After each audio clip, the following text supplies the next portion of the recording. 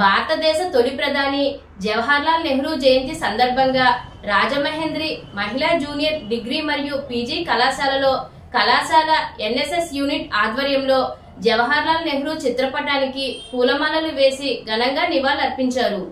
ఈ కార్యక్రమంలో ముందుగా కళాశాల డైరెక్టర్ శ్రీమతి తేతలి సత్యసౌందర్య, ప్రిన్సిపల్ ఎంకేఎస్ ప్రసాదులతో కలిసి నెహ్రూ గారి చిత్రపటానికి పూలమాలలు వేసి ఘనంగా నివాళులర్పించారు. ఈ సందర్భంగా డైరెక్టర్ సత్యసౌందర్య మాట్లాడుతూ, భారతదేశానికి స్వాతంత్రం రాకముందు నుంచి కూడా నెహ్రూ గారి కుటుంబం స్వాతంత్ర పోరాటంలో పాల్గొనిందని, తర్వాత నెహ్రూ గారు భారతదేశానికి మొట్టమొదటి ప్రధానమంత్రి అయ్యారని, నెహ్రూ ముందుగా అలహాబాద్ హైకోర్టులో తన తండ్రి వద్ద సహన్యాయవాదిగా పనిచేసేవారని, అందులో పెద్దగా రాణించింది లేదని, 1920లో గాంధీ గారి భావాలు కార్యాచరణ నచ్చి యునైటెడ్ ప్రొవిన్స్లో సహాయ నిరాకరణ ఉద్యమం నిర్వహించి ఉత్తరప్రదేశ్లో కాంగ్రెస్ నాయకుడిగా మంచి పేరు సంపాదించారని, అలా రాజకీయాల్లోకి ఆయన ప్రవేశించారని విద్యార్థులకు తెలిపారు.